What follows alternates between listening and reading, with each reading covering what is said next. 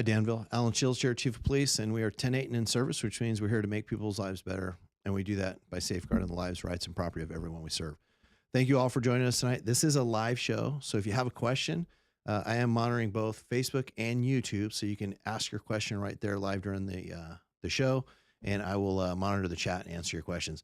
I'm actually going to show you some videos tonight. I'm going to show you what a theft of a vehicle actually looks like, and the hope is that if you watch that, you'll get an opportunity to see what you might see if you're being a good witness, and then I'll leave you some tips on how to be a good witness.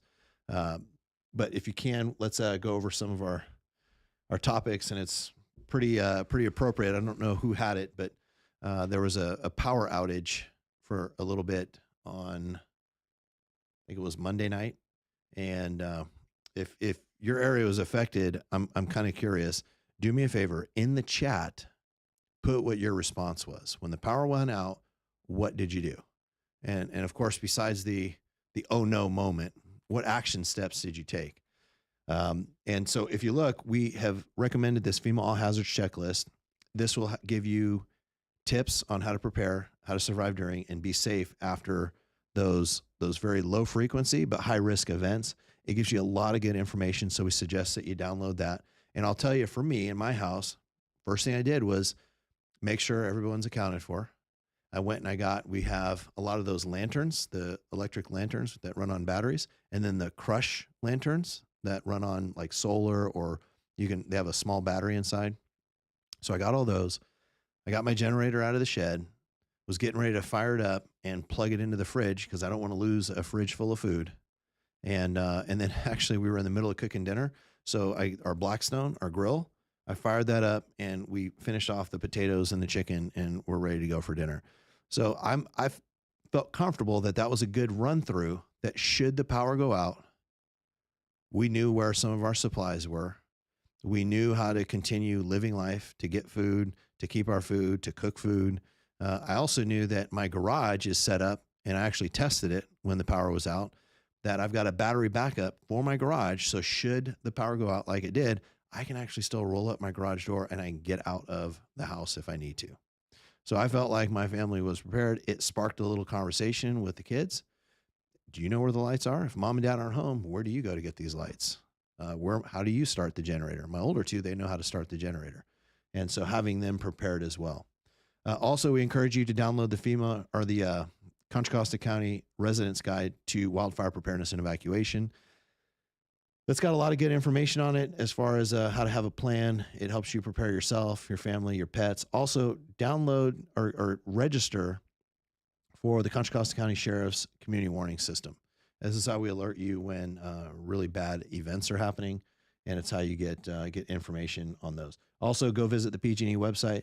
When the power went out, this is the first website that I went to. I went to the PG&E website. I loaded in my address saying that there was a power outage and that I wanted to receive alerts via text message. There's also some good tips on there on what you can do to prepare for those power outages and some things that you can do ahead of time to leave you better prepared. A lot of those portable batteries, my youngest son actually went looking for it. He said, "Hey, where's my portable battery?"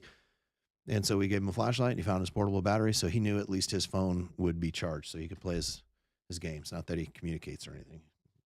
Uses it to play games while the power's out. So it seemed like we were prepared at least for the short term. But it sparks the conversation. What happens if the power is out for 2 days, 3 days, 4 days? What happens if it's out for 2 weeks?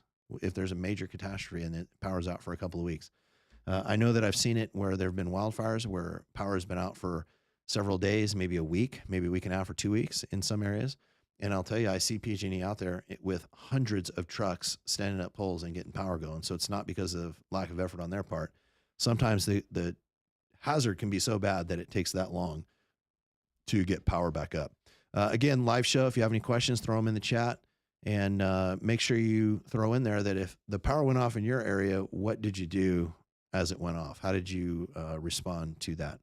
All right, we're going to go to the blotter. You can always go to communitycrimeapp.com. You can get information direct from our sheriff's office, which shows where crime is occurring in your neighborhood. You can also set up alerts, and you can view the sexual offender registry there as well.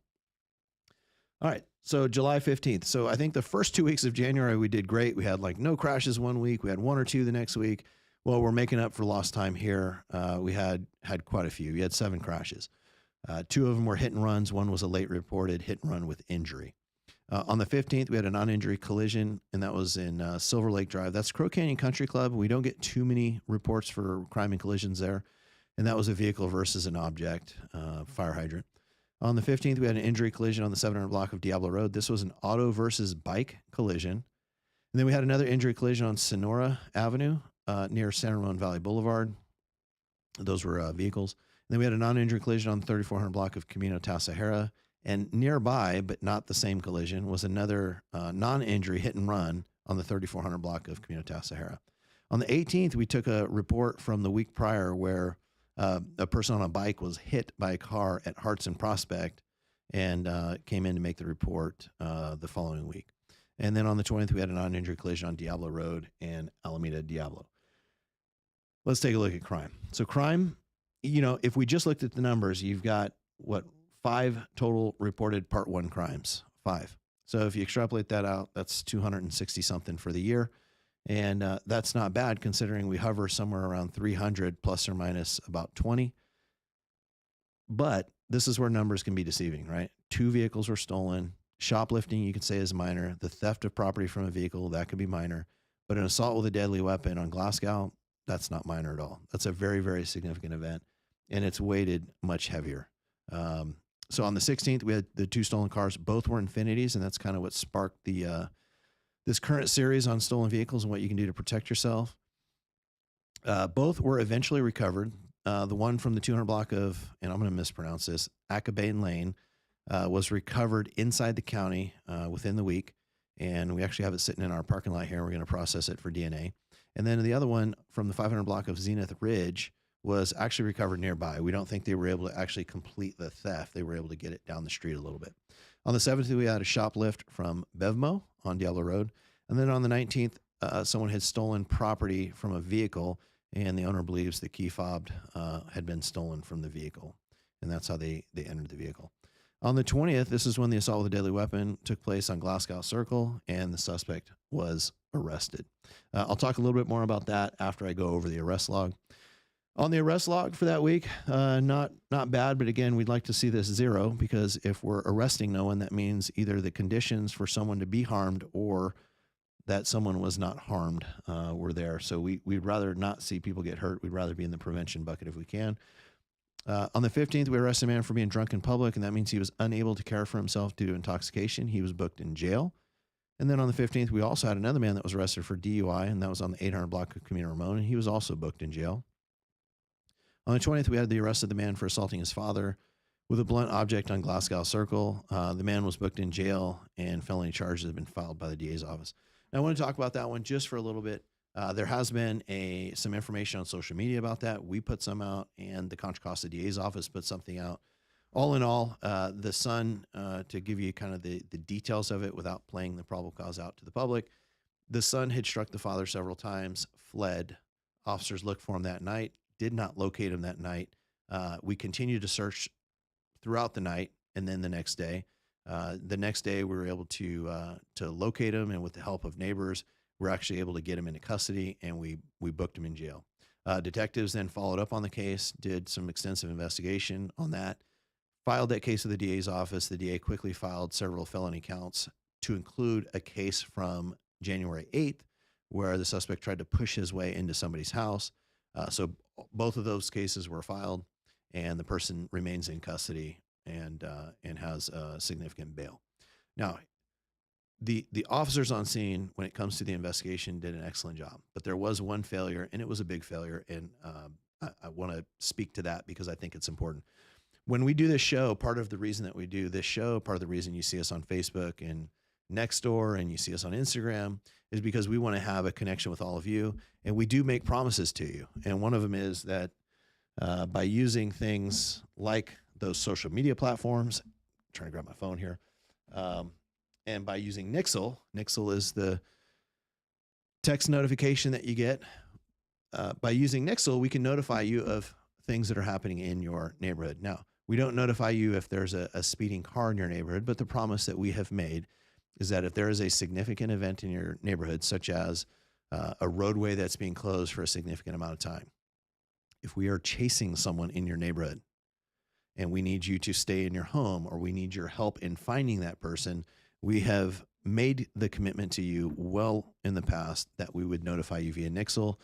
I am the one that's responsible for that. I'm the one that's responsible to set the system up. Unfortunately, the system that I put in place failed that day. That is my fault. And I did not do my best that day. So this is my apology to the town, but also specifically to the people in that neighborhood, that you can guarantee that if should this happen again, we will do better next time, and I'll make sure you get the notification. Typically what I do is I put out a notification via Nixle that says, police activity in the area. Officers are searching for a suspect in XYZ crime. This is what the person may look like. This may be their name if that helps us find them. Please notify us, be a good witness, and we give out a lot of that information. In this particular case, that wasn't done, and that's my fault. So a big apology to the specific community of Glasgow Circle and the neighbors there, but the entire town, because that's information that you should have had, and you should have had it in a timely fashion. All right. So we're going to go to our stolen vehicles, and I want to cover the breakdown again because we went over this breakdown, but I want to cover it, and then we'll go right into the OBDII thefts, the thefts by using a computer. It's kind of a hacking theft of your vehicle. All right, so let's take a look. So of the 36 cases we reviewed from last year, and that's about that is the number of stolen vehicles we had last year. 14 were unlocked and had the keys in the car. 10 were older vehicles and the ignitions were punched. 5 were by OBDII port, and I'll show you what that is in another slide. 4 were trailers, and 3 were unusual circumstances, but they were missing keys, so presume that the keys may have been in the vehicle, but we do not know for sure. All right. So that tells us that if we keep our keys separate from our vehicle, me personally, that will be safe. But me personally, what I do is we actually have a safe somewhere in the house, and that's where the keys go. So the keys are either on my person or well, frankly, now keys are your phone, right? So long as you have your phone, you should be good. But the spare keys, so to speak, those are always in a lockbox. So we make sure we've got that covered.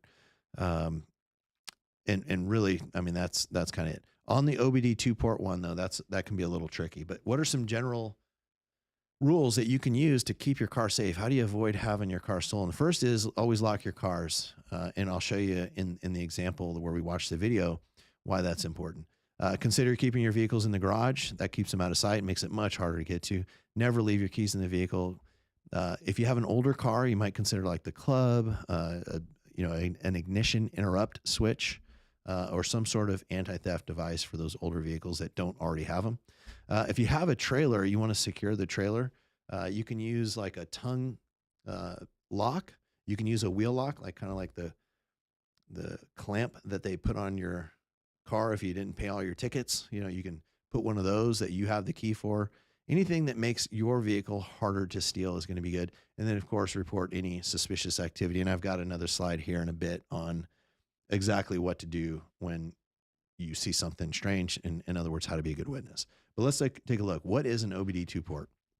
This is OBDII is an onboard diagnostic port, and it's used to, when you get that check engine light, a hobbyist or a mechanic can plug in a reader, and they can actually read what that code is, and it'll tell us if it's an EGR valve or something that is specifically wrong with the engine. So what can you do to prevent the theft there? You can put a lock or a cover over the OBDII port. You can relocate it. There's actually things on Amazon you can buy that both either cover or lock it, or can relocate it to another area, making it more difficult.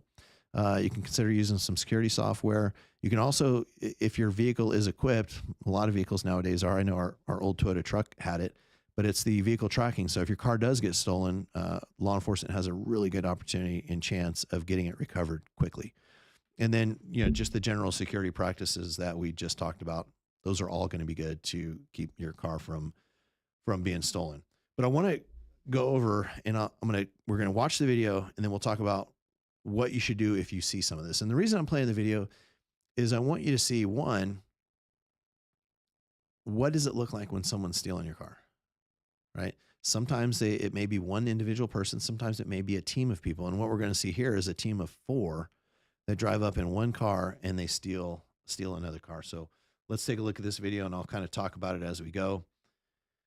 So you can see there's several people in the car. You can see the back seat person gets out. He's the one that's got the device that he plugs into your car. And what he's actually doing is he's making another key. And I've got a second video that I'll play after this one that'll actually show what that suspect does while he's at the car. But now look, so you've got one person going up to the car. You still have the driver inside the suspect vehicle, and then you have a couple of people that'll get out. And this is what I want you to pay attention to, because if your house is anything like mine, you might have a little dog that when there's someone out in front for any period of time, they start barking and yapping and making noise. Well, that's an alert that something may be going wrong. And for us, what we do is we just pop open our phone real quick, check our camera out front, and maybe it's just an Amazon driver. Maybe it's someone dropping off a package. But if we were to see something like this would cause us to immediately phone the police. And I'm telling you, I'm a police officer, and our policy is we would still phone the police. I'm not going to go out and confront these guys. I'm going to let the cops that are on duty, that are trained, that are equipped and ready to go, confront this. Now, I have sped this up a little bit. I cut it down a little bit. You can see the lights are now flashing in the vehicle. One of the lookouts goes up and goes to assist the first suspect that's actually committing the theft. The other two remain as lookouts. And then once they're able to get the car started, then off they go. And what we'll do is we'll take a look at this from another angle, because I want you to see what it looks like when they're actually in the car. And so this is where the first suspect goes in. And there's different ways that suspects can enter your car. They can bend the door frame a little bit by using some devices and hit an unlock button and get in. Sometimes that doesn't work, and I'm not sure if that's what the person was doing here, but ultimately what you'll see, and I did speed it up a little bit, you'll see him hop on the hood of the car, and now he's on the roof and he's busting the sunroof out. And he busts the sunroof out because when you start driving the car down the street, that sunroof is less intrusive than if you break one of the side windows to open up. Also, the sunroof, he can enter and it won't set the alarm off as it would if he busted through the door. So now he goes in and you can see the flashing light there. That's where he's reprogramming a key. So he put a device into the OBDII port. He's now looking at the device and he's trying to get the key programmed. And at one point you'll see a light come on inside the car. And I did speed this up. It actually took much longer to steal the car than what I'm representing it as. And so you can see he's going to be working on that now. Once he's able to get the car started, that's when you'll see that second suspect that came up to the car coming around to the passenger side. They'll get in and go. Now, I want you to think about what you would do if you saw this in front of your house. And I know there's the gut reactions of what we feel we may do, but really take a look at what you would do. And then we'll go over in the next slide. We'll check it out. So you can see there, he's pressing the little start button in the car. Hey, the car started, let's go. Once they're both in the car, you can see they take off and off they go. All right, so that was the anatomy of that theft. And so not all car thefts are, they jump in, press the start button and off they go, all right? We know that a good portion, 13 of them, or I think it was 13 of ours, the keys were in the car. So you can imagine how fast that would be, right? The suspect opens the unlocked car door, sits in the car, excuse me. They don't actually have to find the keys in the visor or anything like that. They simply just start the car, right? Because the keys only have to be inside. So if you've hidden them in your glove box or under the mat or in the actual center console, it doesn't matter. They're in the car. All they do is press the button and off they go. So that's a very quick theft. This one involves a specialized device, the plug, involves some programming, involves a whole extra key that they have to then reprogram to work on that car. So there's some time that's involved. Plus they have to force entry into the car if it's not locked. So you can see that first tip that we gave in avoiding having your car stolen was lock your car, right? If your car was unlocked, excuse me, you've just cut down the amount of time. You've just cut down the amount of time that it takes to get into the car to actually steal the car.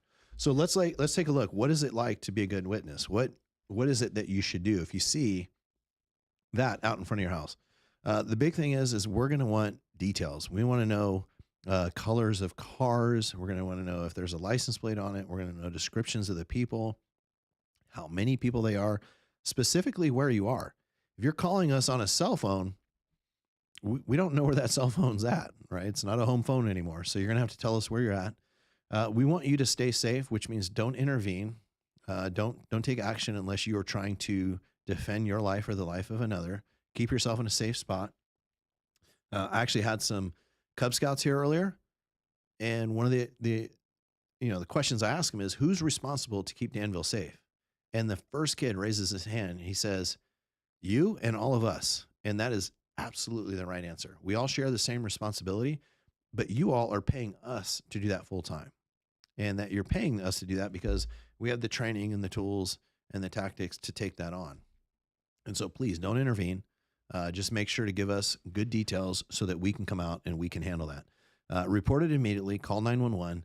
We want you to stick to the facts. A lot of times people will assume what is happening, and what we'd rather have is something similar to, I see something suspicious in front of my house. It looks like there's a car. There's two people standing near it. It looks like they're looking around as if they're acting like lookouts. There's two people and they're at my neighbor's car, and it doesn't look like they can get in. So I'm not sure what they're doing. And then as it unfolds, just tell the dispatcher what it is they're doing. And the whole time you're doing that, we just want you to stay calm and think about your safety. Think about where your family is. Make sure that your position is safe. Don't move to a better position to get a better view that compromises your safety. And I'm going to give my dispatch disclaimer because I love our dispatchers and they do a phenomenal job.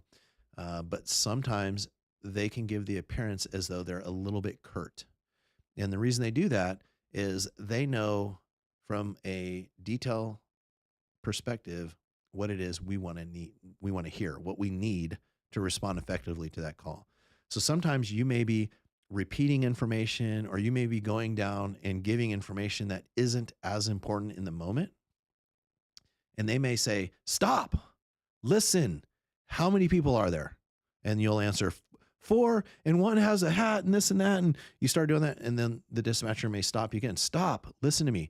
Do you see any weapons?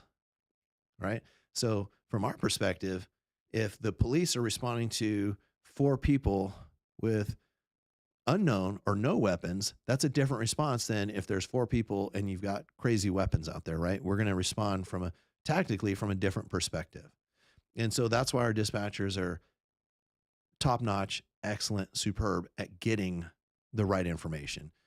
It's just unfortunate that sometimes if you're the one calling in and you're under all of this stress of the incident and what you're trying to report, that it can sound as though they're being rude. And please trust me, they're not being rude. They're being excellent at what they do, and they do a very good job. All right, so I'm looking in the chat. I think this is the lowest chat I've ever seen. We've got one message. So if you're watching this afterwards, do me a favor, throw some stuff in that chat. Throw some of your recommendations on what you do to keep your car safe. If the power goes out, what did you do to prep your family and get them going? But Pamela says, are steering wheel clubs recommended to deter theft? Pamela, I would say any of those devices are good. Not any one is perfect, right? I think every device that you can use is defeatable. As we see, we've got cars with key fobs that you're not supposed to start without the key fob, and these crooks have figured out a way around that, right? They program another key on the spot. What I'll say though is it's never going to be, and I think this is what we're always looking for, it's never going to be one solution that just solves the problem. There isn't I always say fairy dust. There's not a fairy dust answer I can sprinkle on something and make it perfect. And so what we believe is appropriate is to do a layered approach. So lock your car, put it in an area that's well lit, put it in a garage if you can. Consider some of those anti-theft devices. As an example, my trailer, which doesn't even have a boat on it, my trailer, when I park it, I take the pin out of the hitch. So the hitch doesn't actually stay solidly attached to the boat trailer. It actually sways. So you can't really drive away with it unless you put a pin in. And then where the ball is, I put a ball lock on that. And then on the wheel, I've got a wheel clamp on that. So my thought is, if you're going to steal my trailer, you're going to have to, 1, go to an area where you probably shouldn't be. 2, you're going to have to defeat 3 different devices. And so Pam, I think the club is a good idea, but don't let it be the reason you park in a very bad neighborhood, leave the doors unlocked, leave the keys on the seat, because if you're not doing all of those other things too, they're going to bypass that club in a heartbeat. So make sure you use that club in addition to some of the other tips and advice. All right, I'm going to check and see if there's any questions. If not, we will move on. Look forward to the next few weeks. We're going to get some. We're expected to get some continued rain, so look for the flooding. I was just in a meeting with our maintenance director, and he said that his team has been going around checking all of those areas that we have had flooding in years past, really looking to make sure those areas are clean. If you're responsible for some of those flooded areas, those areas that may flood, and it could be the creek behind your house, maybe it's part of your property, just make sure that you are aware of who's responsible and who's cleaning that, and make sure that it's clean. If you don't know, you can always reach out to us and we'll let you know who is responsible for that. But know that your Danville town maintenance staff is out there cleaning those. We will start in February. We're going to kick off a new series on emergency preparedness, and that's towards the end of the month. But we have, starting in March, we have our Citizens Academy. Lindsay Ortiz is putting that on. You may have seen it ran in the patch. We've got it on some of our social media sites. That's an opportunity for you, your family, to come down. It's 7 weeks long. Sounds like a crazy commitment. It's 7 weeks long. Wednesday nights from 6 to 9 o'clock, so 3 hours, and 2 Saturdays for about 6 to 8 hours apiece. It's a great experience, though. You'll meet a lot of the people that serve the community, a lot of us. You'll also tour the jail. You'll tour the range. We'll let you shoot the pistol, rifle, shotgun. We'll put you in some force scenario situations. We'll talk about what our investigators do, what our traffic enforcement does. So you will really understand what it is that your police department and the members of the police department do to serve you every day. And I saw Lou Plummer just join in. And Lou, thank you for reminding me, go Niner Nation, right? Niners did great. Could have used less of a nail biter during the game, but you get what you get with a couple of weeks off, I guess. They played great, and I'm looking forward to them going all the way to the Super Bowl. So let's hope that goes. All right, download that Wildfire Preparedness and Evacuation Guide. It's an excellent guide to keep you and your family prepared. Make sure you opt in for the community warning system. Go to the PG&E website, and just really, you should go tonight and just browse it. A lot of good information in there. And then make sure you download the FEMA All Hazards Checklist. I was actually going to take the power outage off this week, but I figured since we just had a power outage in town, I figured I'd leave it on. And so I want to appreciate and say thanks to all of you for joining. And if you could do me a favor, if you're on YouTube, throw a like and subscribe. Make sure you hit the bell for notifications. And on Facebook, if you could just send this to one of your friends on Facebook, that would be great. Kind of keeps the show going. All right. Thank you. And everyone, have a good night. We always say we're 10-10, which means we're off duty, but we're always 10-8 in service to all of you. Have a good night, Danville.